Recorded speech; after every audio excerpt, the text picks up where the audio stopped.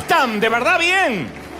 Recién hablamos, porque esta conexión es después que pasa la alabanza, después que pasa la adoración, después de la sorpresa que tenemos acá.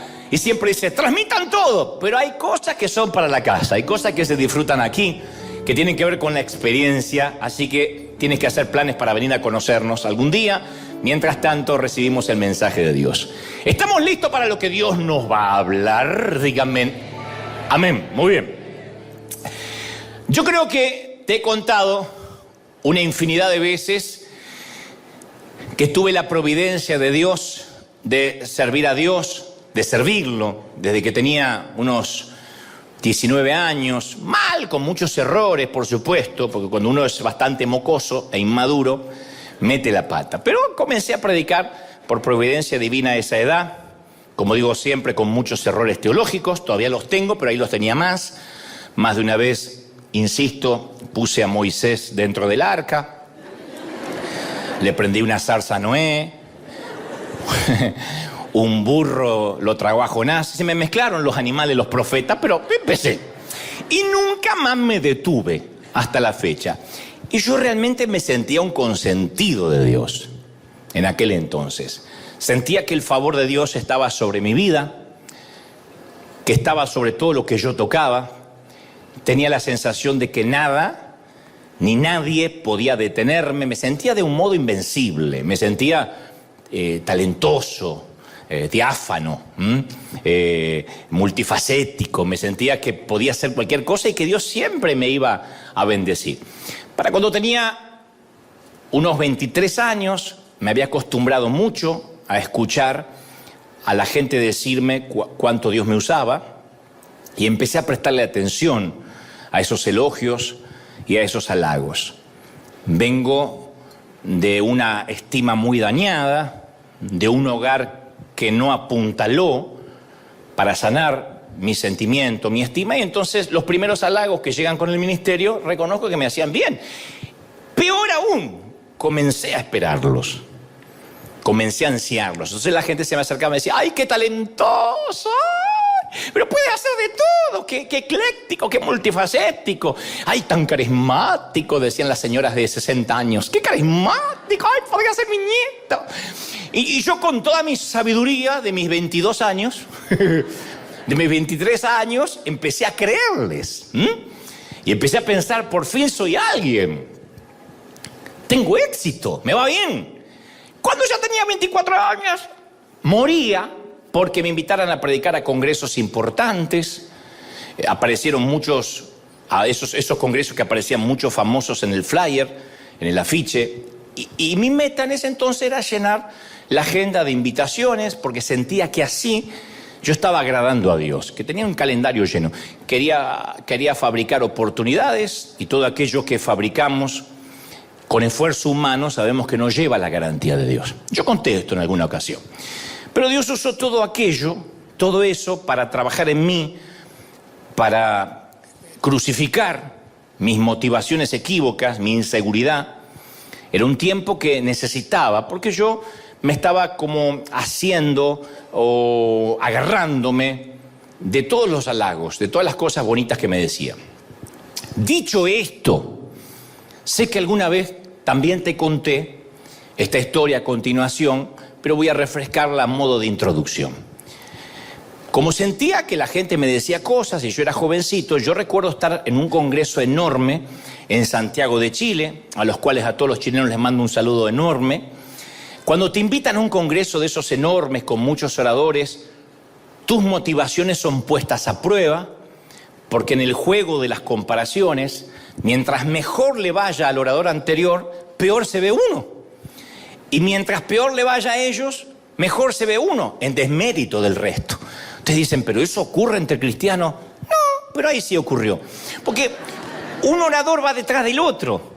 Y te guste o no, el público, cuando tenemos una jornada con varios oradores durante la mañana y luego por la tarde, el público suele comparar, solemos comparar. Y decir cosas como, me gustó el predicador anterior, estaba muy ungido, muy lleno de Dios. A ver, ¿qué tal el que sigue? Entonces el que sigue tiene la presión de que el anterior hizo levitar a las suegras, sanó enfermos, y uno dice, ¿qué hago? Las vuelvo a bajar a la suegra de vuelta, ¿qué hago? Y cada predicador que tomaba el micrófono de algún modo superaba las expectativas del orador anterior. En aquel entonces yo era bastante inmaduro, demasiado inseguro, no quería que a los demás les fuera demasiado bien, que Dios los bendijera, pero no para decir, qué bruto, cómo los bendice, que los bendijera nomás. Porque me dejaba mal parado. No quería estar a la sombra de nadie. Y menos sumado al aditamento, que era el más joven de todos los predicadores.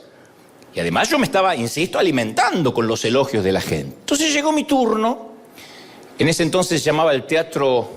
No, tenía otro nombre, o quizás se llamaba el Teatro Monumental de Chile. Sabrán los queridos chilenos de dónde hablo, ¿no? Hice lo mío, sentí que la gente quedó feliz, prediqué, transmití lo que en ese momento creía que Dios había puesto en mi corazón, pero luego de mi conferencia pasó el siguiente predicador y literalmente me destrozó en público durante la siguiente hora. Él dijo cosas como, no entiendo que en estos congresos serios, y miró a los anfitriones y le dijo, invitan a estos argentinitos sin experiencia. Hasta lo de sin experiencia me lo aguanté, lo de argentinitos me dolió. Tenía que haber dicho argentinazos. Luego agregó estos muchachos, literalmente, no estoy exagerando ni un ápice. Estos muchachos, como el que acabamos de escuchar, se creen los grandes ungidos, pero déjenme decirles que en unos pocos años van a ser como la nada. Porque son una moda, porque estos muchachitos son fuegos de artificio que llenan estadio a bases de emociones baratas, etcétera, etcétera. Eso fue lo más suave que dijo esa mañana en Chile, literalmente. Yo nunca había visto tanto antagonismo en alguien. Nunca había visto tanta tirria, en alguien que no me conocía, tanto enojo. No quiero decir odio, pero tanto enojo al menos, ¿no? Fue tan duro, tan explícito, que el anfitrión, el querido Fernando Chaparro, que a lo mejor si está mirando o su familia debe recordar el incidente, aunque pasaron muchos años, Fernando Chaparro estaba al lado mío, me puso la mano sobre mi rodilla y me dice, con su tono chileno, no te preocupes antes que esto va a forjar tu carácter. Te preocupes antes que esto va a forjar tu carácter. En esos momentos uno no quiere esos consejos, pero te lo agradezco porque era lo que Dios estaba haciendo. Pero en ese momento decías, ¿cómo? ¿Cómo? Si es una vergüenza, es una humillación pública. Pero él me dijo, Dios va a forjar tu carácter mediante esto. Y luego, con el transcurrir de los años, para no dejar la historia inconclusa, ese mismo predicador que masculló todo tipo de epítetos y adjetivos contra mí en público, terminó invitándome a su país, a su propia iglesia. Y por supuesto que fui. El argentinito fue. Y el argentinito y el caballero fuimos a cenar juntos. Bueno, a este caballero no lo voy a mencionar por razones obvias, pero sí fuimos a cenar, ¿no? Pero aquel día me hizo acordar aquella historia donde una vez un estudiante del seminario subió a predicar con mucha confianza, muy petulante, y bajó humillado porque le fue mal. Y ahí estaba el príncipe de los predicadores, Spurgeon, que le dijo, si hubieses subido como bajaste, habrías bajado como subiste. No lo diré otra vez porque el que lo entendió, lo entendió.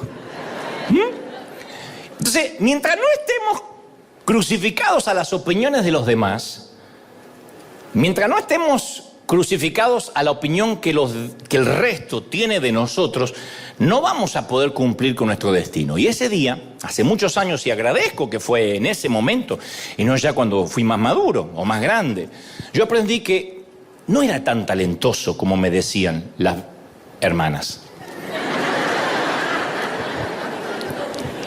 Que sin la bendición de Dios no podía hacer cualquier cosa.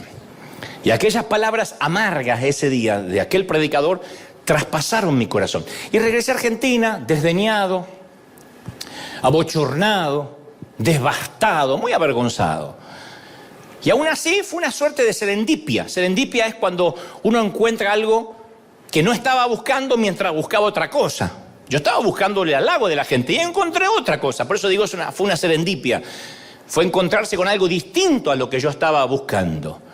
Y tenía que pasar esa prueba antes de avanzar a la siguiente fase en el camino hacia mi destino. Y me da mucho gusto que Dios no nos reprueba para siempre. A veces imagino, ¿qué tal si ese día Dios hubiese dicho reprobado? Este tipo no sirve. Porque en cuanto lo humillaron en público, se desbastó y ya no quería seguir predicando. Yo tendría 0 y tendría un reprobado, una F en todas las páginas de mi vida. Pero cada vez que nosotros fallamos, Dios no nos reprueba, sino pone rehacer, rehacer. Yo tenía una maestra que decía rehacer de vuelta, rehaga, vaya de vuelta, y nos ponía en rojo rehaga. El Señor nos permite volver a tomar la prueba hasta que la pasamos. En la vida con el Señor es así. ¿Por qué? Bueno, porque solamente cuando pasamos bien la prueba es que podemos entrar al destino con Él, el que Él preparó, los sueños que Él planificó para nosotros. Entonces, rehacer. Él tiene una paciencia. Dios usó a aquel predicador para enseñarme que Él no podía confiar en mí, que no me iba a dar Dios más responsabilidad si mi vida estaba fundada en la opinión de la gente, para bien o para mal. No me puede elevar un elogio y destruir una crítica, porque Dios no me puede dar entonces mayor responsabilidad. Si Dios algún día iba a confiarme más, debía forjar un carácter fuerte, por lo menos en lo que respecta a la mirada ajena. Y Él conoce los sueños, conoce las visiones que nos da y sabe el carácter que se necesita para cumplir la obra que nos da. Él te da un sueño y sabe que para eso se necesita un carácter para poder atravesarlo. Entonces puede que tengamos grandes sueños en nuestros corazones, insisto, que Dios mismo colocó allí, pero sin el carácter forjado, sin el carácter labrado por el Espíritu Santo, no vamos a llegar muy lejos. Y yo no era el primer joven que se encontraba aparentemente desviado de un sueño de Dios y con un carácter endeble. No, yo voy a las Escrituras y hace miles de años un joven llamado José también recibe un sueño, una epifanía. Tiene un encuentro con Dios que le cambia la vida. Y la historia está registrada en Génesis 37, que describe cómo José recibe ese sueño, el sueño de Dios, y cómo lo manejó a continuación. Y es fascinante. Yo sé que la historia, algunos la han escuchado desde niños, otros se desayunan con la historia por primera vez, pero es fascinante por lo menos algunos detalles. José, dice de Génesis, cuando tenía 17 años, más inmaduro de cómo Dios me encontró a mí, 17 años apacentaba el rebaño con sus hermanos. Entonces dice la palabra que José trajo, es la primera vez que aparece José y los hermanos en la Biblia. José trajo a su padre malos informes sobre sus hermanos. O sea que era alcahuete también, chupa media del padre, como dicen en algunos países. Y entonces amaba Israel a José más que a todos sus hijos, porque era el hijo de la vejez. Y como era el hijo de la vejez, lo amaba y le hizo una túnica Hugo Boss de muchos colores. Y vieron sus hermanos, y pues tenía buen gusto el papá de José, y vieron sus hermanos que su padre lo amaba más que a todos sus hermanos, lo amaba por encima del resto. Acá la Biblia no es elegante para decirlo, porque cualquier padre diría, no, yo amo a todos los hijos por igual. Es como decía mi mamá siempre, yo amo a todos por igual. Mentira, la vieja siempre estaba con mi hermano, pero por lo menos es elegante, ¿no? Para hacer política. Acá la Biblia no es políticamente correcta. Dice, no, amaba a José por encima de sus hermanos. Por eso lo odiaban y no podían hablarle amistosamente. O sea que cada vez que le hablaban, le ladraban a José. Y luego agrega las Escrituras, y José tuvo un sueño. Cuyos hermanos no le hablaban nunca amablemente, tuvo un sueño y cuando lo contó a sus hermanos, ellos lo odiaron aún más.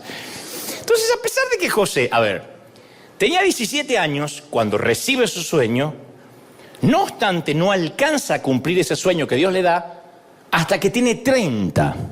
Desde los 17 hasta los 30 pasaron 13 largos años en que José recién empezaría a dar los primeros pasos del sueño que Dios le dio hacia su destino. Dios tenía que tratar con el corazón de este muchacho antes de que cumpliera el sueño que Dios le había dado. Y la Biblia dice que José apacentaba el rebaño con sus hermanos y, como te dije, trajo un mal reporte de sus hermanos al padre. Y yo pensaba, porque se nos escapa ese episodio, ¿por qué trajo un mal reporte de sus hermanos? ¿Por qué él es el encargado de pasar un reporte para empezar? Yo no digo que los hermanos de José no eran exactamente perfectos, yo no digo que no se merecían el mal reporte, pero esto revela parte del carácter de José, que de alguna manera él se sentía calificado para hacer este tipo de juicio de valores respecto de sus hermanos. Cuando uno juzga el comportamiento del resto ajeno, eso revela cierto problemita en el corazón. Cuando uno continuamente está mirando cómo se comporta el otro y lleva y trae, es porque hay algo en el corazón. Y Dios tenía en mente, se me ocurre a mí, un gran destino para José. Y Dios sabía que esa actitud tenía que irse si José iba a tener éxito. Porque la Biblia, yo digo siempre, tiene cierta economía espiritual. No hay nada acá que Dios lo pone por las dudas o para rellenar o para agregar un par de páginas. Todo tiene cierta economía, se llama economía creativa. Nuestro cuerpo tiene cierta economía creativa, no te da un riñón por las dudas. Si el corazón se te arruina y se te tapan las arterias, empieza a usar el que tienes de repuesto. No hay nada de repuesto en nuestro cuerpo, todo tiene una economía creativa que debemos cuidar. No tenemos nada que sobre, y en las Escrituras tampoco nada sobra. Y si lo primero que aparece acerca de José es que él trajo un mal reporte de sus hermanos, es porque Dios quiere que lo sepamos. Entonces yo me pregunto si este era un alcahuete, si este era un chismoso del padre, ¿por qué Dios le daría un sueño tan grande a alguien tan joven? ¿Por qué Dios no esperó a que fuera un poco mayor, o un poco más sabio, o un poco más maduro, quizá? Y a mí se me ocurre que Dios lo moldeó a Josué por años para que él estuviera con el carácter necesario para alcanzar ese sueño. Porque nunca hay que olvidarse de la promesa de Filipenses 1:6. El que comenzó en vosotros la buena obra, la perfeccionará hasta el día de Cristo Jesús. Él no te deja. Alguien tiene que aplaudir más que eso si dice, sí, Él está tratando conmigo. ¡Aleluya! Él no te deja, no nos deja hasta que no haya terminado. Ahora, a veces parece que estamos atrapados entre un sueño que Dios nos da y el destino. Entonces ahí es cuando uno dice, ¿por qué estoy atrapado? ¿Por qué si tengo un sueño? ¿Por qué siento que Dios me inspiró, me equipó, me da tanto deseo de hacer cosas y todavía no las estoy haciendo? Parece que uno queda atrapado en el tiempo, en un bucle de tiempo. Pero no es que estamos atrapados, sino que Dios está trabajando en nuestro corazón y nuestro carácter.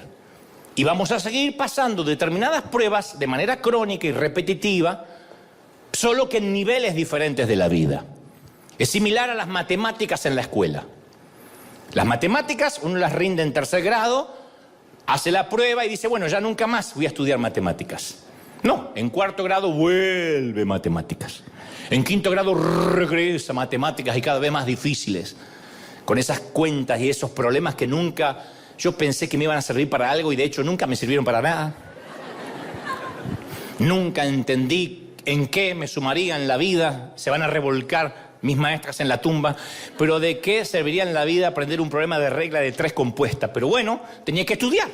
Y yo decía, ya terminé matemáticas. Y en sexto grado volví a matemáticas. ¿Por qué? Porque en diferentes niveles uno va aprendiendo otros conocimientos. Entonces la buena noticia es que cada vez que pasamos una prueba con Dios, recibimos un nuevo nivel de responsabilidad. Un nuevo desafío en cuanto a lo que Dios nos confía. ¿Me están siguiendo, sí o no? A medida que vamos pasando. Pero con cada nuevo nivel de responsabilidad enfrentamos un nuevo nivel de prueba en el área del orgullo, en el área del carácter. Por eso hay un pequeño consejo que aprendemos de la vida de José.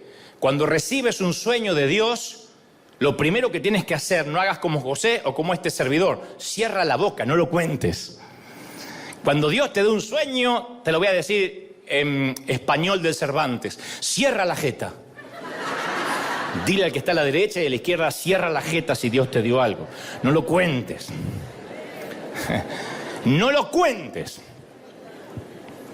José cometió el error de contarle a los hermanos y los hermanos lo odiaron aún más. Dice que lo odiaban por causa de sus sueños y de sus palabras. De sus sueños y de sus palabras. O sea, no eran solamente los sueños de José lo que alteraba, lo que ofendía a los hermanos, sino la manera en que hablaba de esos sueños. Para el que no conoce la historia, José tiene unos sueños donde aparentemente la metáfora es que sus hermanos y su padre se inclinaban ante él. Cosa que iba a pasar cuando él luego estuviese en el segundo lugar al lado del faraón. Pero él lo cuenta y lo habla, era bocón porque tenía algo de sangre hispana, José, lo cuenta y dice, no sabés lo que Dios me va a dar. Entonces, y eso hizo que lo odiaran más. Si queremos avanzar hacia nuestro destino, cosa que yo aprendí tarde, uno tiene que aprender a cerrar la boca, que es la prueba más difícil. Es lo más difícil. El problema parece que está centrado en la boca, pero en realidad empieza en el corazón. Porque Jesús dijo en Mateo 12:34, porque de la abundancia del corazón habla ¿qué? La boca. Y en Mateo 15:18 dice, pero lo que sale de la boca proviene del corazón. Y eso es lo que contamina al hombre. De modo que si tenemos problemas con lo que sale de nuestra boca, necesitamos echar un vistazo dentro de nuestro corazón, no es solo la boca. Porque si el orgullo está en nuestro corazón, tarde o temprano va a encontrar la manera de salir por la boca y se va a notar, porque somos seres comunicacionales. Entonces, una razón por la cual tenemos esa tendencia al orgullo es que a veces intentamos tratar con el fruto en lugar de llegar a la raíz. Cuando vemos el fruto del orgullo, cuando vemos que metemos la pata, sí, somos tocados por Dios, sacamos unas tijeras y podamos las hojas, quizá arrancamos alguna que otra ramita y decimos, me tengo que cuidar de no decir. Le conté al padrino que me compré una camioneta y mirá la cara que hizo, la próxima vez me callo la boca. Le conté a fulanito que Dios me bendijo con una casa y me miró con una cara de asco, no sé, lo tenía que haber contado, ¿para qué lo puse en Instagram? Y creemos que es cambiar un modo de vida, cambiarle el fruto. Pero si no tratamos con la raíz, va a continuar apareciendo en nuestras vidas, retrasando nuestro destino. Hay una raíz de orgullo que tiene que ser podada. De otro modo, vamos a seguir luchando en ese área. La raíz es la inseguridad. Cuando yo comencé, no era orgulloso, era inseguro. Y la inseguridad se ve como orgullo. Yo quería recibir halagos no porque era un orgulloso, aunque ustedes digan, y sí, argentino. No, yo quería recibir halagos porque era inseguro. Sé que los argentinos tenemos fama de agrandados, pero no crean eso.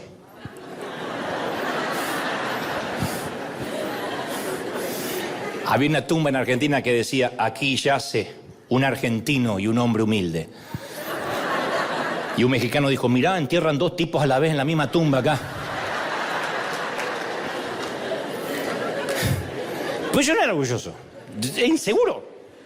Muéstrame a una persona que se ve orgullosa y yo te voy a mostrar a una persona que en realidad es completamente insegura de lo que tiene, de quién es. La inseguridad es el combustible de la vanidad. Es la inseguridad, esa es la raíz. Eso es lo que hay que ver. Eso es lo que Dios tuvo que sanar conmigo. Porque para escuchar un predicador que hablaba literalmente de mí, no es que a lo mejor por elevación trató de hablar de ti. Él dijo, estos argentinitos, no bien yo abandoné el estrado. Para soportar eso, uno tiene que estar seguro. Eso, un inseguro, como era yo, me liquidó. Porque la inseguridad nos hace sentir que tenemos que hacerle saber a todos quiénes somos y lo que hemos logrado. Que sepan exactamente cuán especiales somos. Y detrás de esa inseguridad está el miedo, el temor a que no nos acepten, a que no nos valoren, a que no nos estimen. Por eso cuando los inseguros tienen que abandonar un ministerio, porque a veces Dios lo pide, a veces Dios nos cambia de dirección, nos cambia la directriz. Los que están inseguros, al recibir un cambio de Dios, sufren una crisis importante. En cambio, el que sabe quién es en Cristo, nada cambia porque su mundo interior sigue estable, sigue estando igual. Pero aquellos cuyo mundo interior está en desorden, como me pasaba a mí cuando era más joven, tienden a vivir una confusión acerca de su identidad. Yo ese día dije, soy un fraude, soy un fiasco, no predico nunca más. Literalmente dije, no predico más. No voy a pasar esta vergüenza nunca más en mi vida. Y eso porque a mí me costaba separar lo que yo hacía con quien yo realmente era. Entonces cuando uno no lo puede separar, No podemos creernos nosotros, bajo ningún punto de vista, que somos tan exitosos y somos tan felices como mostramos en Instagram o en las redes.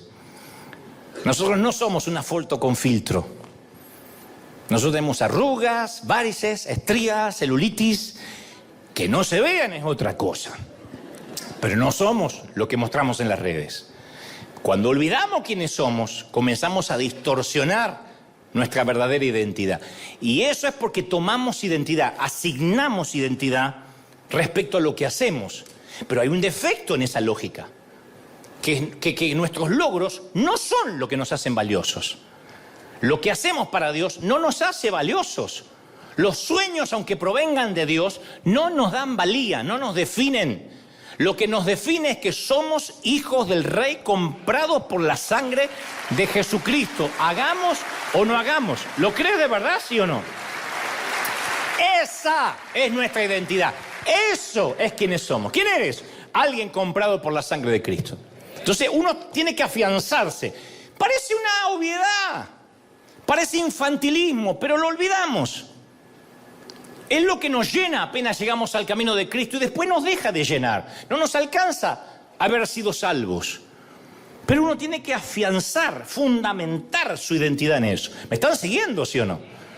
No sé si notaste esto, pero nunca el presidente de la Unión Americana, de los Estados Unidos, tiene que decirle a la gente que él es el presidente. Ya sabe la gente.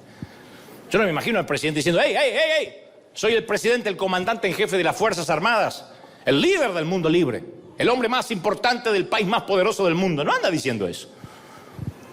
Jesús tampoco tuvo que decirlo. Nunca dijo, este soy yo necesariamente. Cuando Satanás tienta a Jesús en el desierto, lo primero que hace Satanás es tratar de poner duda respecto a su identidad. Mateo 4:3 dice, si eres el Hijo de Dios, demuestra que eres el Hijo de Dios, demuéstralo. Y tienta a Jesús para que hiciera algún pequeño milagro. Si eres el Hijo de Dios, pasó lo mismo en la sinagoga. Si eres el Mesías, repite lo que oímos que hiciste en las bodas de Caná. Pero Jesús le responde al enemigo, escrito está, escrito está, escrito está. No le dijo, claro que soy el Hijo de Dios. ¿Qué te pasa, flaco? ¿Sabe quién soy yo? Agua, aceite líquido. Te voy a decir un par de cositas de quién soy yo. No le dijo eso.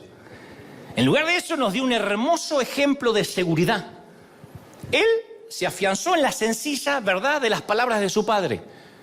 Y todo lo que espera de nosotros cuando somos tentados por la inseguridad es volver a lo que nuestro Padre ha dicho de nosotros y apoyarnos en esa verdad. ¿Qué dice Dios que eres? ¿Quién dice Dios que soy? Jesús no tenía nada que probar acerca de sí mismo. Por eso hay dos armas poderosas, dos armas que yo aprendí con dolor y te las voy a regalar por la misma ofrenda. Las dos armas, mira. Saber quiénes somos y saber quiénes éramos. Eso es el remedio contra la inseguridad. Saber quiénes somos y saber quiénes fuimos. Primero hay que saber quién uno es. Es fácil estar seguro porque nuestro Padre dice que nos ama y me importa un cuerno si los demás lo saben o no. A mí el Señor me ama. ¿Cuánto te ama, princesa, el Señor? ¿Te importa un cuerno que ni tu marido lo sepa? ¿Cuánto te ama el Señor? ¿Cuánto te ama, príncipe, el Señor? Eso te afianza, ¿sí o no? Esa es la muerte del 50% de la inseguridad. El otro 50% es recordar quiénes éramos antes de que Él nos adoptara. Porque no nacimos en el palacio. A ver, nadie nació en Buckingham acá. Vinimos al mundo como mendigos, simple plebeyos de una aldea perdida.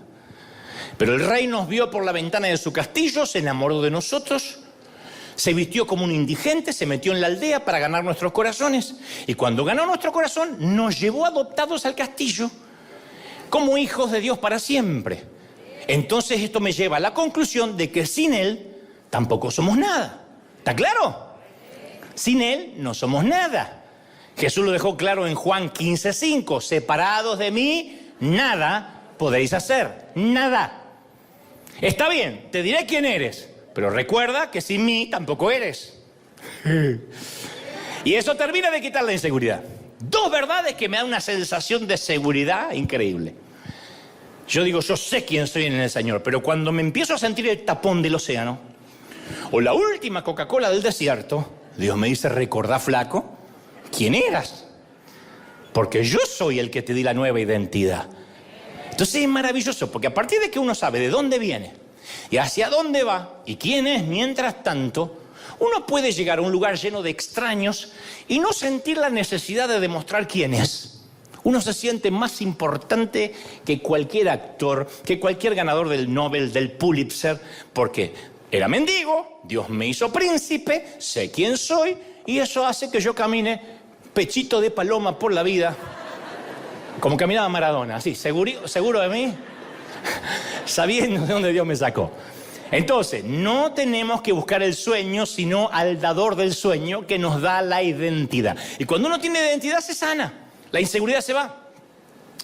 Porque cuando uno se enamora del sueño, te diré lo que pasa. Yo me había enamorado del sueño y cuando uno se enamora del sueño, uno va a pasar una larga temporada, long time. Me siento Maldonado metiendo palabritas en inglés. Salud. Vamos a pasar una larga temporada en el pozo. Oigan, vamos a pasar una larga temporada en el pozo, cuando uno en la cisterna, cuando uno se enamora de los sueños. Porque Génesis 37, 17 dice, cuando ellos lo vieron de lejos, los hermanos, el padre manda a José y dice, anda a ver tus hermanos qué están haciendo, tráeme un reporte. Y este dice, sí, y va a traerlo. Cuando ven de lejos, tramaron contra él para matarlo. Y se dijeron unos a otros, ahí viene el soñador. Así que vamos a matarlo, vamos a arrojarlo a uno de los pozos y diremos, una fiera lo devoró. Después interviene otro hermano llamado Rubén y le dice, no lo matemos. Vamos a hacerle creer a papá que está muerto, pero no le quitemos la vida, lo en el pozo. Y yo siempre he escuchado cómo se ha demonizado a los hermanos de José, porque arrojaron al niño en un pozo. Pero dicen que es sinvergüenza, qué canallas. Y no desestimo lo que hicieron. Estoy consciente que le tenían envidia. La envidia es como la mujer que ronca. Más vale despertarla que sentirla.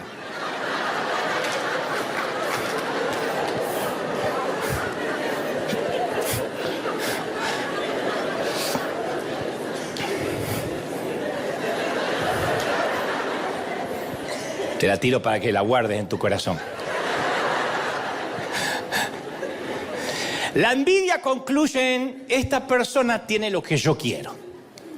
¿Ah? Yo quisiera tener su inteligencia, su apariencia, o su ministerio, o su pareja, o su clase, o su dinero. Como yo no puedo tenerlo, yo quisiera que él no lo tenga. Eso es la envidia. Es la bilis tóxica. Es el patógeno pernicioso, pestilente, pútrido, que enferma el cuerpo de Cristo. Si nosotros en la iglesia no damos nada, van a poner en las redes, se llenan los bolsillos con el evangelio. Si salimos a dar, que no sepa tu izquierda lo que da tu derecha. Si nos va bien, en el caso mío, si me va bien, y se fue porque están los dólares allí. Si me va mal, eso le pasa por irse. Entonces, envidia es el deseo no consumado, sumado al resentimiento. No nos gusta ver en el fondo a alguien que le vaya demasiado bien en desmérito de nosotros. Y más si a él le va bien en algo que nosotros fracasamos, o lo que es peor, en aquello que nunca intentamos siquiera hacer.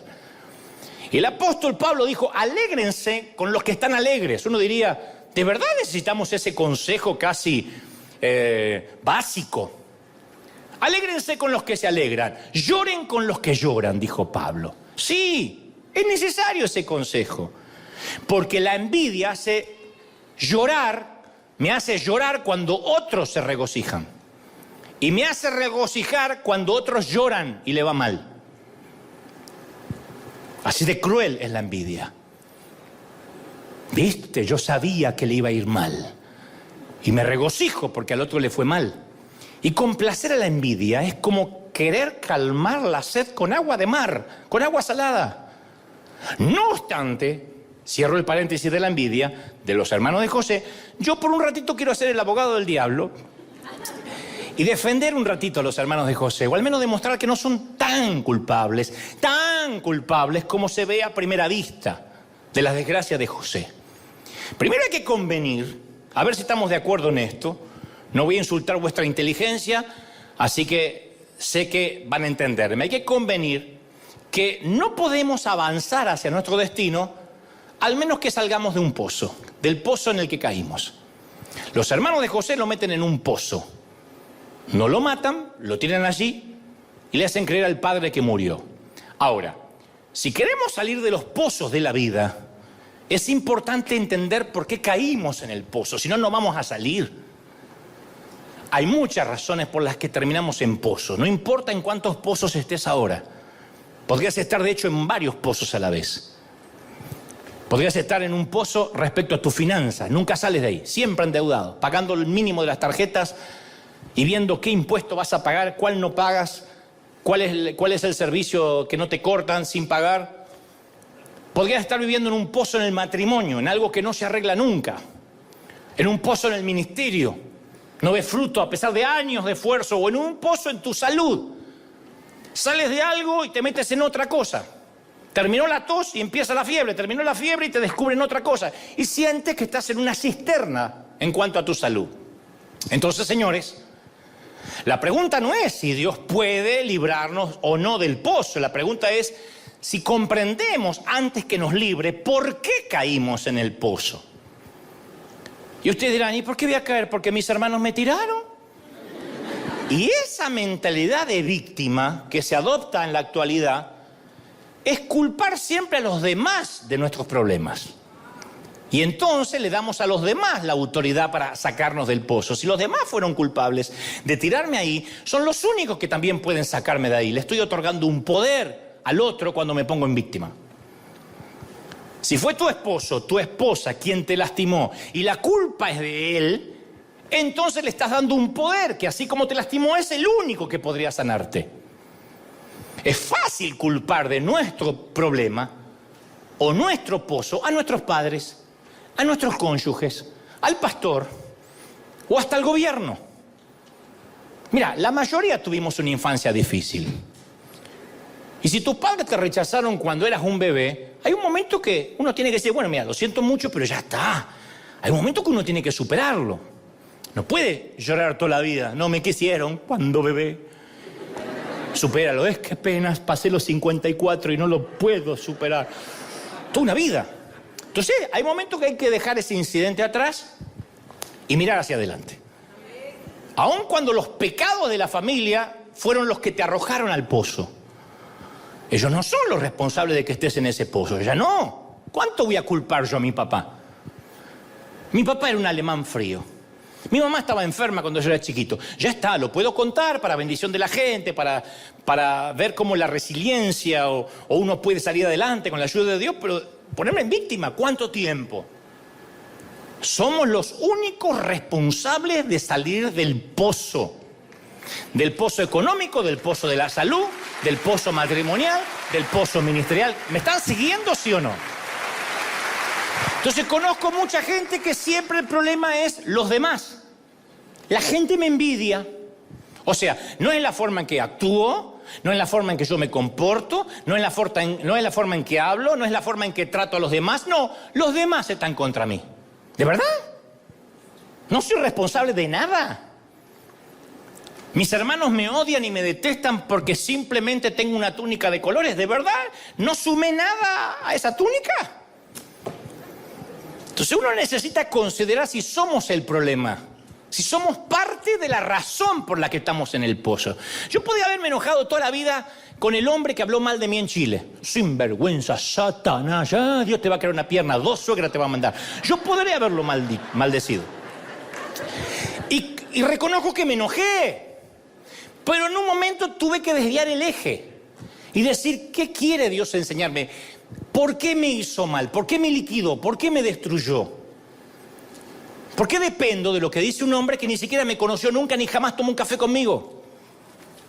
O sea, diré esto, nunca saldremos del pozo hasta que dejemos de culpar a nuestros hermanos por habernos arrojado al pozo.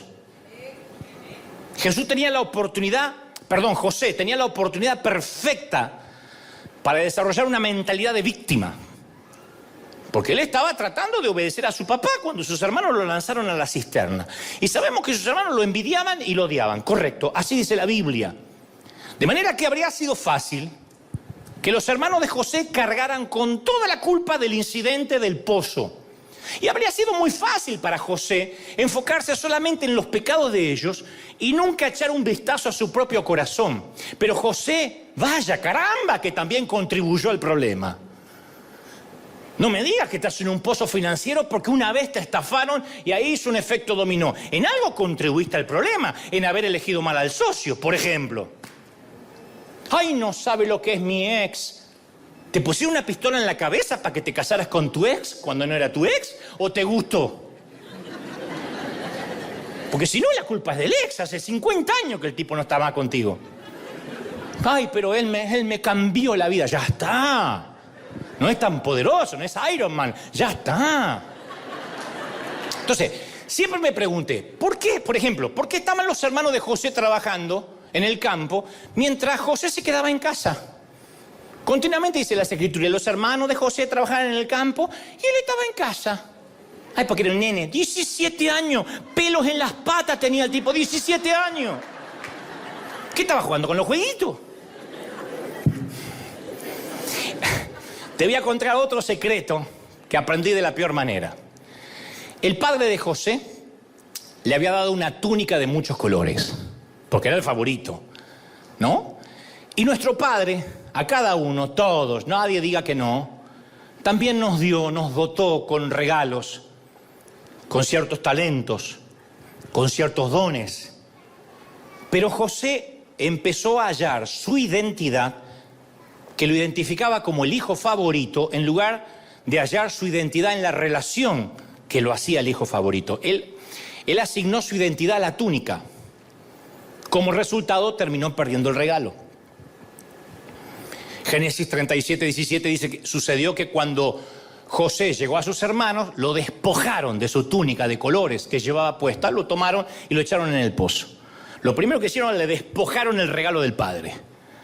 Y nosotros también, cuidado, podemos quedar atrapados en los regalos de Dios, atrapados en los regalos del Padre. Podemos empezar a encontrar nuestra identidad o sentido en el valor de ese regalo, en lugar de aquel que nos dio el regalo. Yo encontré, siendo muy jovencito, mi valía en servir a Dios. Pero no me importaba tanto Dios, me importaba más servirlo. El glamour, los elogios, los viajes que venían con eso. Yo me enamoré. ¿El regalo era genuino? Sí, el regalo era de Dios, yo no podía haber hecho nada sin él. Pero me enamoré tanto de la túnica de colores que ya no me importaba quién me la había regalado, era mi túnica.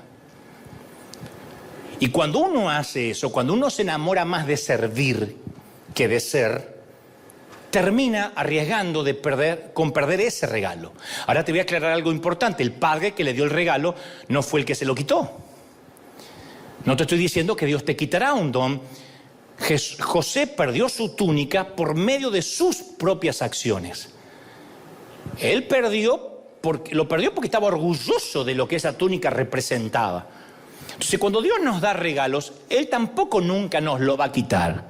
Nunca. La Biblia dice que los dones y el llamamiento de Dios son irrevocables.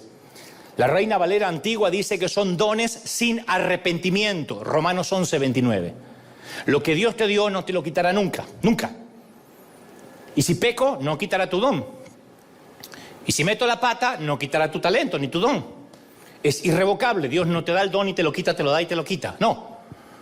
Sin embargo, nosotros mismos podemos perderlo sin que Él te lo quite. ¿Cuánta gente tiene un don de Dios? Tiene talento, pero no puede usarlo porque su corazón es incorrecto. Haga memoria. ¿Qué pasa si perdimos el don de Dios que Él nos dio por nuestras propias acciones? No que Él lo quitó, lo perdimos. ¿Lo vamos a recuperar? ¿Qué esperanza hay? Bueno, yo te animaría a ver el final de la historia de José. José terminó siendo el gobernador de Egipto, el segundo hombre más poderoso del mundo conocido. Y llegó a ser el segundo hombre más rico del mundo. Así que probablemente tuvo después cientos de túnicas de colores. Dios lo restituyó. Todo lo que perdió Dios se lo restituyó y José recuperó algo mucho más importante que una túnica. José recuperó la relación con su padre. Durante años no tuvo comunicación con su papá, ni siquiera sabía si estaba vivo. Pero después que José aprendió a andar en humildad, Dios restauró su relación con el Padre, no con la túnica. Ese es el propósito de la temporada en el pozo. Que volvamos a las bases y a entender por qué queríamos venir a la iglesia años atrás. ¿Se acuerdan cuando no era servir, cuando no era predicar, cuando no era un micrófono, cuando no era una oportunidad? ¿Se acuerdan cuando solo era agradecer lo que Él nos había dado? ¿Se acuerdan ese que las Escrituras llaman primer amor? Una temporada en el pozo nos pone en un lugar que no podemos salir allí por nuestras propias fuerzas ni hacer nada por nosotros. Ese pozo mundial durante 2020 y 2021 se llamó y se sigue llamando pandemia. Dios metió a las iglesias en una pandemia, en un pozo donde ni los pastores pudimos hacer mucho. Algunos perdieron templos, otros perdieron edificios, campus completos, otros se deprimieron y otros literalmente consideraron el suicidio. Porque toda su identidad estaba en la túnica de colores, no el que se la había regalado. Y la pandemia nos pega un shock. ¿Podrás adorar en tu casa? ¿En el fregadero? ¿Si no puedes ir a la iglesia por un año y meses? ¿Te mantendrás fiel? ¿Leerás las Escrituras aun cuando el pastor no te pida que repitas nada? Y muchos no lo lograron. El pozo los metió en un sitio, los colocó en una situación donde no podían salir por sí mismos. Y eso es bueno, porque al no poder salir por uno mismo tiene que pedir ayuda a Dios. Pero algunos no le piden ayuda a Dios y se dejan morir. Creen que al perder la túnica han perdido al Dios que se las dio. ¿Me están siguiendo, sí o no? Entonces quiero que sepas que no importa dónde estés ahora, aun si el pozo lo cavaste tú mismo, Dios es suficientemente grande para sacarte de ahí. No es difícil para Dios sacar a la gente de los pozos. Dios se deleita en sacar a sus hijos de los pozos. A eso se dedica. Pero no nos quitará de ahí, no nos sacará de la cisterna hasta tanto y en cuanto nos demos cuenta que es más importante el que nos dio la túnica que la túnica. Hasta tanto nos demos cuenta que la túnica no es una excusa para menospreciar a los que no la tienen. Saúl fue guerrero de Israel, dice la Biblia, tan alto que los demás apenas le llegaban al hombro. Era alto el tipo, ¿eh? Y dice que desde más arriba veía a los demás. Y yo una vez te dije, sí, es lindo, mirar desde arriba tiene su encanto, no me digas que no. Cuando viajas en avión y te toca viajar en business, no me digas que no tiene su encanto pasar por todos los que van a ir en el gallinero allá atrás. Y te sientas delante y pides rápido un jugo de naranja en un vaso de vidrio y lo muestras así porque el otro va a tener vaso de plástico. Y tienes un baño para 8 y atrás hay un baño para 300. Toma. Cuando viajamos a El Salvador para la toma de posesión del presidente Nayib Bukele, que también te lo relaté, el presidente puso todo su aparato de seguridad para mí. No paré en los semáforos, 2 días, no paré en los semáforos, no hice fila, no pasé por seguridad. Llegué al aeropuerto, me estaban esperando por aquí, señor, por aquí, señor. ¿El pasaporte? No hace falta el pasaporte. Oh, ¿paso por seguridad? No, dije, ¿por qué no traje más cosas? Pero no tenía que abrir puertas, ¿de verdad? Iba a abrir la puerta y me la abrían la puerta. No cargué maletas. Me agarraron la maleta y desaparecieron, ya están en su lugar. No entraron a vestirme porque soy pudoroso, si no me hubiesen vestido. Me pusieron custodia, motos, un ejército que me abría paso. Yo iba. Por un par de días fui el segundo a bordo del Salvador. Toma, por 2 días. No sabés lo que era. El único más importante que yo en El Salvador era el presidente electo. Porque yo iba a orar por el presidente, así que me pusieron todo el aparato gubernamental para mí. Saludé al presidente saliente, le dije, vamos, así nos vamos apurando, rápido. Llevan muchos años, ¿eh? Vamos que tenemos con Nayib que tomar posesión. Bueno, y yo pensé, yo puedo acostumbrarme a esto. ¿Sabes lo que es? Que el GPS te muestra que hay 40 minutos de tránsito. Yo digo, pero son 40 minutos, no vamos a llegar. No, está toda la custodia allá afuera. Literalmente, 4 minutos, llegamos. Las motos iban haciendo pateando a la gente. Bueno, yo no me alegraba que las patearan, pero digo... Me sentía como en un boliche, así, tirando... Y después seguí ahí, seguí acá. Ni al carpool pude ir, porque venía solo. Y la carroza se me transformó en calabaza, en zapallo. Pero durante 2 días fue maravilloso mirar tan alto que los demás apenas me llegaban al hombro. Por eso entiendo por qué a los políticos les cuesta tanto soltar el poder. Y es maravilloso que el Padre nos regale una túnica de colores. Es maravilloso. Pero la arrogancia es un equipaje que no podemos llevar. Y conste, Dios no desaprueba la arrogancia, ¿eh? A Dios no le desagrada la arrogancia. Dios la aborrece. No es que la desaprueba, no te la recomienda, la aborrece. Lo que nos produce una comida llena de larvas es lo que la arrogancia le produce a Dios. La arrogancia y la soberbia aborrezco, Proverbio 8:13. Abominaciones a Jehová todo altivo de corazón, Proverbio 16:5. No os hagáis nada por vanagloria, Filipenses 2:3. Cesen las palabras de los arrogantes de vuestra boca, 1 Samuel 2:3. Dios resiste a los soberbios, 1 Pedro 5:5. Antes de la caída, la altivez, la arrogancia de espíritu, Proverbios 16:18. Jehová asolará la casa de los soberbios, Proverbios 14:25. No hay un solo episodio en que Dios diga, yo la tolero, yo entiendo, es una debilidad. Dios la aborrece. ¿Sabe por qué? Porque no hicimos nada que justifique nuestra arrogancia. Nada que justifique nuestra inmodestia, nuestra petulancia. No hicimos nada. Somos el mosquito que va en la oreja del buey y dice, estamos arando.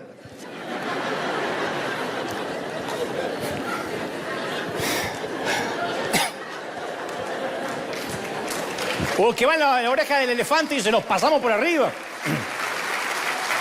No le dan premios al lienzo que el pintor usa. No hay un Pulitzer para la tinta que utilizó el periodista. No hay diplomas para el escarpelo que usó el cirujano. Son instrumentos. Nunca le van a entregar un premio Nobel a un escarpelo, a un bisturí. ¿Por qué? Porque no somos merecedores del aplauso, somos los instrumentos. Y no es que Dios tiene un problema de ego, porque a veces lo pintamos como que a Dios le cuesta compartir su ego. Nosotros tenemos el problema de ego. 2 días yo estaba en El Salvador y me quería ser salvadoreño. Yo digo, yo no, nunca más tránsito. ¿Sabes lo que es nunca más tránsito?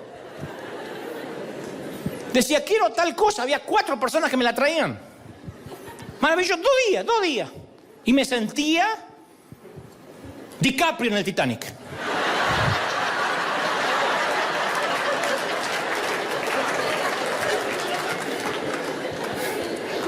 Él sabe que no podemos administrar la túnica de colores. Él sabe que el elogio nos atrofia el cerebro y torpemente pensamos que se trata de nosotros y olvidamos que somos polvo, que somos rescatados del pecado. Por eso dije, a ver, te va a sanar quién eres en Dios, perfecto, pero también tienes que recordar quién eras sin Dios. Porque cualquiera que se enaltece será humillado y el que se humilla será enaltecido, San Lucas 14:11. Entonces, con la misma intensidad que Dios aborrece la arrogancia, ama la humildad. Le da honra, dice, a la honra la precede la humildad. Le da sabiduría, dice, a los humildes, con los humildes está la sabiduría. Nunca van a ver ustedes un tipo sabio y orgulloso. Porque si es sabio y orgulloso, alguna de las dos cosas son falsas. Es como decir, es reggaetonero y hace buenas letras. Una de las cosas son falsas, o no es reggaetonero o las letras no son de él. Le da dirección, enseñaré a los mansos su carrera. Le da gracia, Dios le da gracia a los humildes. Le da belleza, dice, hermoseará a los humildes con la salvación. Nunca dice hermosearé al orgulloso. Y Dios ofrece para cada uno gozo. Dios nos da una cuota de alegría. Pero como una vez te conté, uno puede ir a un congreso, a un concierto, conforme lo que te gusta presenciar, y tener el gozo del oyente. Uno puede ir a un estadio de fútbol a jugar a Messi, a Ronaldo, pero sufrir porque uno no es Messi ni Ronaldo. o compartir el gozo del jugador o del orador. Uno puede ir a un congreso profético, a una iglesia y decir, yo quiero ser como él, o como ese cantante. Pasa el hombre en el fútbol, en la oratoria, en la dialéctica, en la música, y comparte su don, y todos nosotros agradecemos por prodigar ese don, por compartirlo con nosotros. Sin embargo, hay una forma de perderse el gozo de ir a un concierto, de ir a un partido, de ir a una iglesia, y es desear que fuera uno el que está en la cancha. Y capaz que algún día voy a estar en la cancha jugando, pero ahora no es mi temporada. Y te lo digo por experiencia. Yo iba a grandes cruzadas y las disfrutaba, pero después me amargaba porque yo quería ser el predicador y Dios tenía que tratar con ese corazón equívoco. Porque uno se empieza a comparar con la alegría que tiene Él. Y luego llega esa sensación de ansiedad, de vacío, que mientras mayor sea el don de esa persona, más pequeño nos sentimos, en vez de disfrutarlo. Y uno se pierde la temporada de oyente, de espectador, por querer estar ahí. Y todavía no nos toca estar ahí. Hay momentos en la vida que no nos toca estar ahí. Y nos perdimos el disfrutarlo. Nunca conté en detalle lo que te diré a continuación, pero estuve meditándolo ayer y sé que hace a la historia y quizás nos va a ayudar a comprender más lo que trato de decirte. Hace unos años comisionamos a alguien para que trabajara a mi lado y al principio este caballero no cabía en su agradecimiento. Fue hace muchos años. Lo que él dijo fue: solo espero estar a la altura de tamaña responsabilidad. Estar al lado tuyo, trabajar, no sé si lo lograré, pero haré mi mayor intento. Y con el correr de los meses, ni siquiera los años, yo empecé a notar que él solía maltratar a otros. Y eso no lo aprendía de mí. Tengo muchos errores, pero no soy un maltratador. Ni siquiera alguien que trata a la gente con lo que se llama ahora destrato, que es ignorar. Pero no era lo peor que él maltrataba a gente, sino que yo notaba que lo disfrutaba. Que la cuota pequeña de poder que tenía, que manejaba, lo estaba afectando.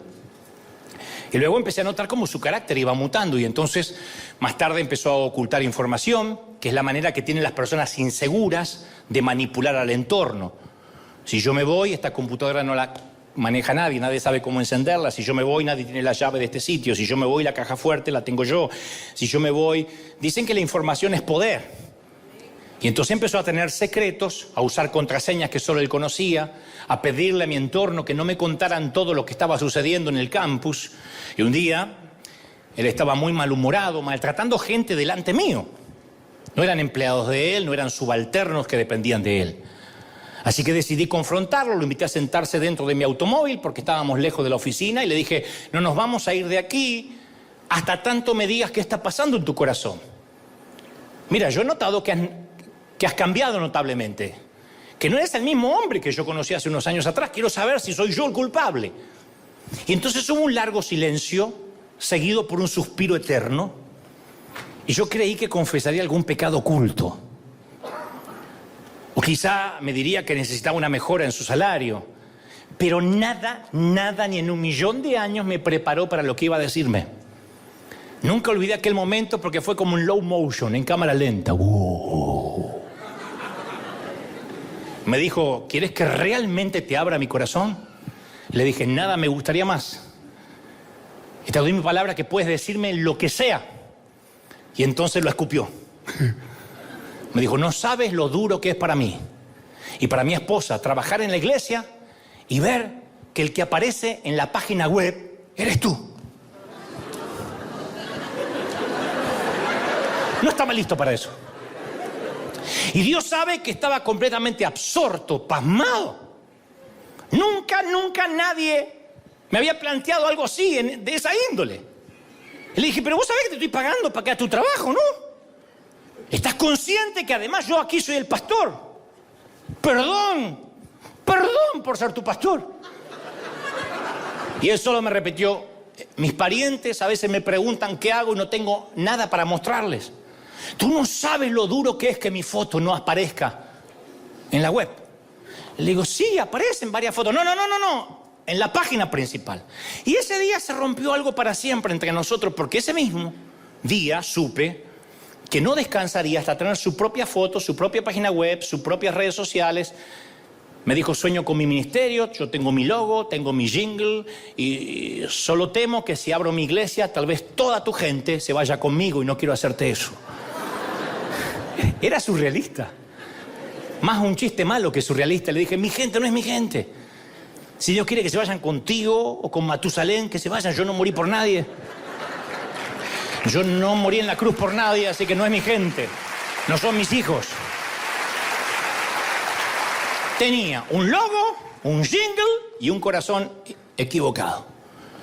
Y la gran tragedia es que algunos prefieren ser la estrella de un equipo perdedor que el mediocampista de un equipo ganador. Cabeza de ratón en vez de cola de león. Increíble. Y se abren paso en su propio reino pigmeo liliputiense. Un sitio donde lo reconozcan, donde le den eso, le digan, ¡wow! ¡Qué túnica de colores que tienes! Lo honren, le agarran el maletín, le cuelguen el saco, le lleven el abrigo. Dios nos libre de ese estrechamiento neurótico de los soberbios. Por cierto, vanidad aparece 75 veces en la Biblia. Su uso mayoritario es Eclesiastés 28 veces, Salmos 10 veces, Isaías y Jeremías lo empatan 8 veces más. Y en los Salmos vanidad se usa como adjetivo de pasajera, mortal, perecedera, débil. Por eso me viene a la mente la escena de la película de Al Pacino que interpreta a John Milton, o el mismísimo Lucifer, que luego de cuando parece que su víctima logra escapar de sus tentaciones, Al Pacino interpretando genialmente a Lucifer, mira a cámara, sonríe y dice, vanidad, definitivamente mi pecado favorito. Y creo que ese es el pecado favorito de Satanás. Y que sí o sí, a través de una túnica de colores, de un halago, de una honra, logra penetrar. Por eso yo quiero que hoy demos gracias por las temporadas no de túnicas, las temporadas de pozos. Porque yo pienso que, en alguna parte de ese pozo, José tuvo que haber cambiado. En algún lugar de ese pozo, José debió haber clamado a Dios con verdadera humildad, porque después de haber experimentado el pozo, José era un hombre cambiado. Algo le sucedió a José en ese pozo. En algún lugar de ese pozo, José debe haberse hecho responsable de sus propias faltas. En alguna parte de ese pozo, José debe haber tratado de salir y cuando vio que no podía, clamó con humildad. En algún lugar del pozo, José debe haber dicho, necesito que me perdones. Soy un petulante. Obra en mi corazón. No quiero más ser un tipo inseguro, porque ahora no tenía más túnica de colores. Y ahí empezó a cambiar la situación de José. Y ahí las cosas se empezaron a alinear en dirección al destino que Dios había preparado para él. Mucho antes de que José fuera lanzado en el pozo, Dios tenía un plan para sacarlo de ahí y llevarlo a su destino. Lo que los hermanos hicieron para hacerle daño, Dios los usó para bien. Lo reconocerá José más adelante. Pero cuando nosotros nos humillamos a nosotros mismos y clamamos a Dios de corazón, Él nos libra del pozo en el que estemos. ¿No será que no sales del pozo financiero porque todavía sigues culpando a alguien por ese pozo? Yo no puedo culpar a mis hermanos ni a mis padres, ya no. Son experiencias, las agradezco, pero hay un momento que un hombre y una mujer tienen que hacerse responsable de la vida que tiene. ¿Sabes? Pasaron muchos años desde aquel incidente de Santiago de Chile. Y en ese entonces no existían las redes sociales. Hoy entiendo que Dios me estaba dando una probadita de lo que iba a venir. Aquel incidente me arrojó a una cisterna húmeda. Por mucho tiempo me dejó sin aliento en el pozo durante una larga temporada. Y luego que dejé de culpar al predicador, que me humilló en público, comencé a indagar acerca de mi inseguridad.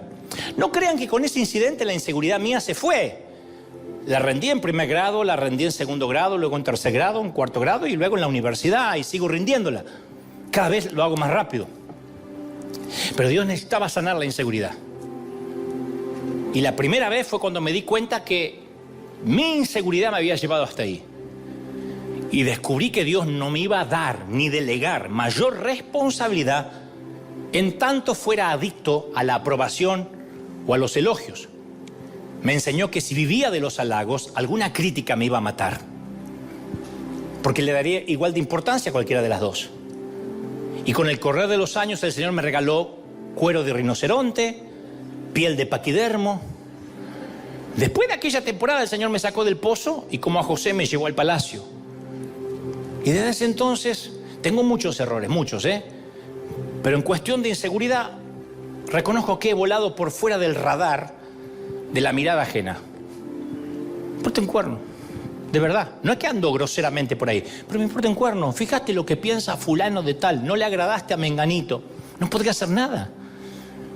Y durante estos años he transitado solo pensando en el auditorio de una sola persona, de Dios, viéndome. Porque si le temo a Dios, no le temo más a nada, ni le temo a nadie. Y eso de algún modo me ha hecho indestructible. Desde luego, insisto, tengo muchos defectos, desde luego. Dios está lejos de terminar conmigo, como contigo. Pero te doy mi palabra que ya no le otorgo al enemigo el gusto de hacer uso de su pecado favorito. El Señor me ha hecho libre y te quiere hacer libre en esta mañana. Dale un aplauso al Señor de señores, dale un aplauso al Rey de Reyes. Celebra al Rey que está en casa, bendito eres. Vamos, ponte de pie y dale un aplauso grandioso que se escuche en el resto del continente, en América, Asia, África, Europa, Oceanía. Que lo escuche España, que lo escuche la República Argentina, que lo escuche México, que lo escuche El Salvador, Colombia, Honduras, Dominicana, Perú, Paraguay, Uruguay. Ese aplauso tiene que escucharse en todo el continente. ¡Bendito sea Dios! Di conmigo, junto con miles del otro lado, di conmigo, Señor Jesús, fuerte, te recibo en mi corazón, perdona mis pecados. Entra en mi vida, sana mi inseguridad. Ahora, anota mi nombre en el libro de la vida. Vamos, levanta las manos, quiero orar por ti. Termina enero. ¿Y qué tal si Dios te regala ahora el saber la razón por la que has estado en ese pozo? Y al ver la razón, también te regala el salir y continuar hacia tu destino. No va a ser fácil lo que te queda, José. Aún te espera la acusación de la esposa de Potifar y la cárcel. Pero tu destino está marcado por Dios. Terminarás en el palacio administrando los graneros de Egipto. Y Dios necesita pasarte por este proceso. Lo primero es salir del pozo. Y debes entender por qué caíste ahí. Dile, Señor, dame entendimiento, perdóname. Toma este tiempo para pedir perdón. Señor, perdóname. La inseguridad no es algo que se va de la noche a la mañana. Ahí está, latente, pendiente, pero es algo con lo que tendrás que luchar siempre. Y te vas a tener que luchar el resto de tu vida. Le dices, Señor, perdóname por haber metido en esta deuda, por haber comprado lo que no debí, por haber empezado una relación equívoca. Perdóname por haber errado el camino, por haber equivocado el rumbo, por haberme corrido del eje. Dile, Señor, perdóname, yo quiero orar por ti ahora. Se termina el mes de enero y quiero que el Señor te regale un febrero con la seguridad que vas a empezar de nuevo, vas a salir de ese pozo, te saco de ahí, dice el Señor. Pero no te saco hasta que no digas, ayúdame. No fueron tus hermanos, no fue el error de otros, no fue el matrimonio fallido, ni el ministerio, ni aquel pastor el que te tiró en el pozo. Fueron tus acciones. Y tú estás acá hoy sin túnica, diciendo, no tengo nada que te agrade. Y Dios dice, tú me agradas, no la túnica, tú me agradas. Yo puedo chasquear los dedos y darte millones de túnicas. Eres tú el que me agradas. Vamos, enamórate del Dios de las túnicas. Enamórate no del sueño, sino del Dios de los sueños. Oro por los miles que están del otro lado mirándome, que están enamorados de sueños, de estadios, de escribir libros, de llegar a los medios de comunicación. Y el Señor me dice, tienes que arreglar tu corazón, porque mientras que estés más enamorado del éxito que de las almas, yo no te abriré las puertas. No es un logo, no es un jingle, no es una propia iglesia, no es aparecer, es saber que eres sano, que eres bendito en tu identidad conmigo, en que yo te saqué, en que yo te quité de la aldea y te di identidad. Y ahora esa identidad te santifica, esa identidad te solidifica, esa identidad te sana la estima. Recibe, levanta las manos y bebe. Últimos minutos, pero no me quiero ir sin que esta presencia del Señor lo llene todo. Momento a momento, minuto a minuto, que sientas que Dios está hablando y algo está ocurriendo en la atmósfera. Y que cosas que ojo no vio, ni oído yo, ni han subido a tu corazón, Él tiene preparado. Pero tu sueño, óyeme, se ha detenido a causa de que la temporada del pozo se hizo más larga de lo que Dios tenía planificado. Es mayor el tiempo que estás en esa cisterna de la que Dios quería. Pero tú no has salido porque has culpado a quienes te arrojaron ahí. Ahora libérate de ellos. Dile: Señor, yo estoy aquí por mi propia cuenta. Yo estoy aquí por mis errores. Y cuando digas eso, yo te aseguro que seguirá el proceso hacia el palacio. El Señor te sacará de ahí. Pozos ministeriales, pozos de depresión, pozos de tristeza, pozos de soledad, pozo de autoconmiseración. Dios te quitará de ahí, dice el Señor. Te sacaré de ahí, te llevaré a lugares, a sitios que jamás pensaste que ibas a llegar. Mira, el Señor me dice que le diga a determinada gente que está aquí que Él no quitó la vista del palacio para ti. Él tiene un palacio para ti. Metafóricamente hablando, Él te pondrá, te sentará con reyes, te sentará con príncipes. Hay cubiertos, hay una vajilla preparada para ti. En la mesa de Egipto hay un sitio donde Dios te pondrá. Pero en el proceso, Dios sanará tu estima. En el proceso, Dios sanará tu corazón. Y entonces allí escucharás críticas y halagos. Y tú no oirás ninguno de ambos, ninguno, ni los que dicen Hosana, ni los que gritarán crucifícale. Pero si tú recibes y te llenas con los halagos de la entrada a Jerusalén, cuando ese mismo pueblo grite crucifícale, te dañará el corazón. Las coronas de espina no estarán sobre tu cabeza, sino sobre tu alma, sobre lo más profundo de tus entrañas. Libérate. Tu reino no es de este mundo. Libérate de la opinión de la gente. Vamos, quita la opinión. Vuela por fuera del radar. Vuela por fuera del radar, donde la gente no pueda ubicarte, donde no sepa qué haces, donde no sepa qué piensas, donde no sepa nada de ti ni tus proyectos. Cierra la boca con tus sueños. Hay gente que ha recibido sueños y el Señor me muestra claramente, porque lo he vivido, que esos sueños se han estancado a causa que has contado esos sueños a gente poco espiritual. Y ellos soltaron espíritus de envidia, de celos.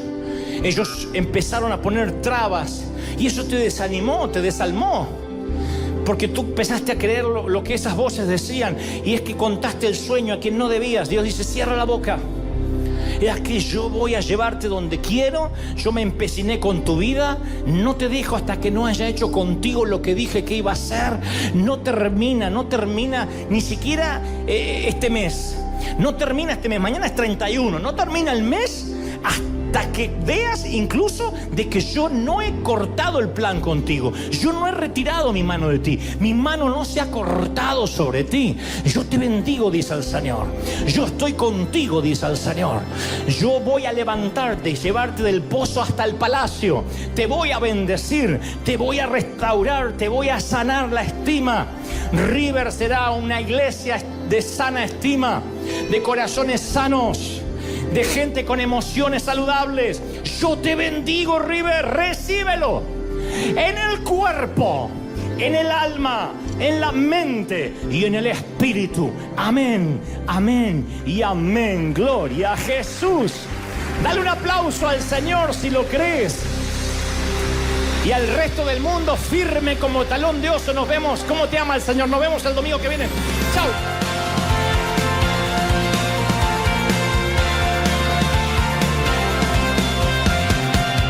Apareciste una noche de soledad, abandonado y perdido te reconocí. Tu voz diciéndome: no temas, yo estoy aquí.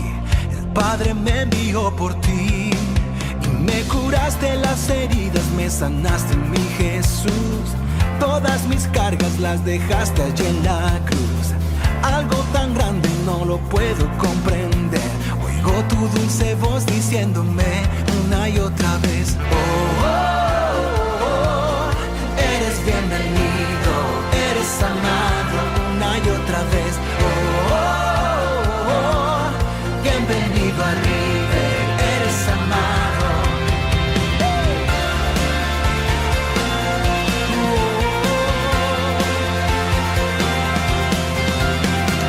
Apareciste en perdido te reconocí. Tu voz diciéndome no temas, yo estoy aquí. El Padre me envió por ti. Y me curaste las heridas, me sanaste, mi Jesús. Todas mis cargas las dejaste ayer